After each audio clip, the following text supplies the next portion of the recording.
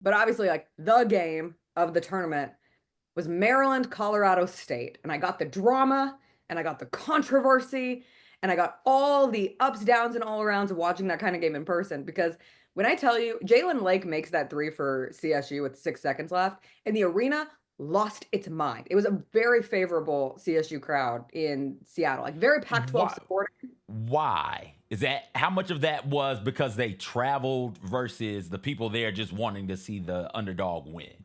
So they had a good contingency, but it was also, I can't explain this, but Colorado is Pacific Northwest adjacent and vice versa. Like there's a connectivity between those two places, despite the fact that they are still very far away from one another on a map. And it felt like every neutral fan, because I felt this way during the Memphis game on Friday too.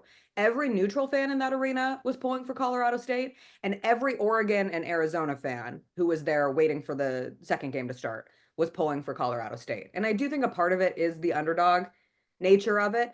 They're also, like I whisper this, they're a really fun team.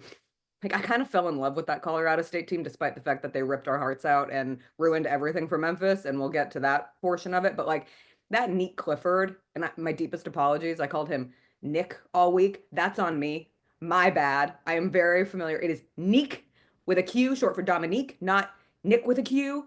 I really love his game. The players on that team, number 0 was unreal for against the Tigers on Friday. But then Jalen Lake, excuse me, steps into that three, and he had that like really tough shot to tie the game too, and it just like it felt so special.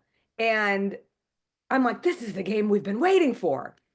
And then it gets better because then we get an actual Derik Queen buzzer beater for the Maryland win. And I swear, there is nothing like being in person for a buzzer beater because you get to feel, especially if you're a neutral party watching a buzzer beater, because you get to feel without actually feeling it deep within your soul, the surging of one part of a crowd and the absolute deflation of the other.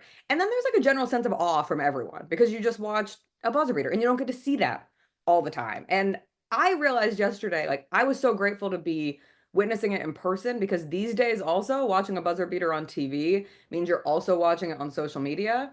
And I'm sure you're well familiar. Watching something on social media just means rage and conflict and debate immediately. And that Derik Queen shot, listen, like this might be controversial.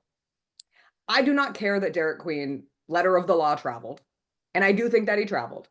But I think unless you are a diehard Colorado State fan, I think it's super weird that you're trying to Zapruder film a buzzer beater and talk it down. Like if you're a Colorado State fan, go crazy. Your team got robbed. This is why we don't have any Cinderellas left in the dance. But if you're just a fan of hoops, like this is why we march. I don't understand doing that in that moment because we do it for that shot. Like we do it for Derik Queen, a freshman, telling his huddle to get him the MFing ball and then fading left with a righty finish.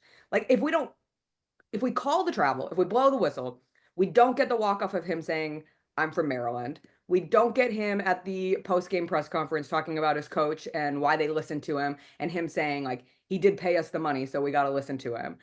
I just, if you would rather be celebrating a game ending on a whistle, I don't understand you. Unless you are a Colorado State fan. Like, that's the only way it makes sense to me. I mean, rule is what the rule is. If you travel, you travel. I turned it off. Shot goes in. I turned off the TV and start doing other stuff. I don't think he travels. I'm not Eh, sure. I'm trying to go back and watch it. I didn't see any replays of it. I saw it when it happened. Like, oh, that's good. I'm done. I'm out of here. One, two. if that's Like, your where's initial where's the response, where's the travel supposed to be? Is it so on the when he catches it or he after he gathers puts with the his ball? right foot down, and Okay, that's his pivot foot. And then he okay. lifts it, and then he puts it back, like 3 steps and a jump. That's a travel. So it's traveling on the going up, right? Yeah. So it's not traveling when he catches it and then dribbles it. He catches it, dribbles, gathers right, left, right, and that's the travel. Yeah. Okay, all right.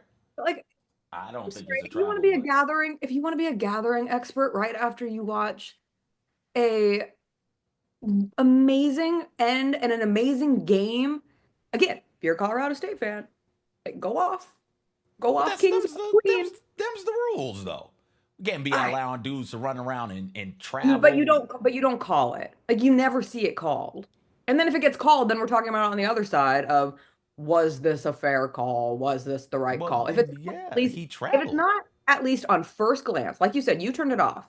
And being in person, I didn't even think about it. Yeah. Like I got to revel in it for about 15 minutes before my cousin, who I was at the game with, said, I think he traveled on that final buzzer beater. And then I get on Twitter and then I'm like, oh God, this is a horrible place to be. Let me be back into the beauty that is just sitting in an arena and appreciating one game ending and waiting for the next to begin.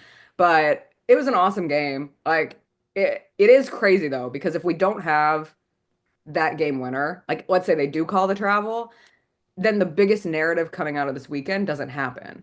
Like the narrative that there are no Cinderellas, that there are no mid-majors left in the tournament.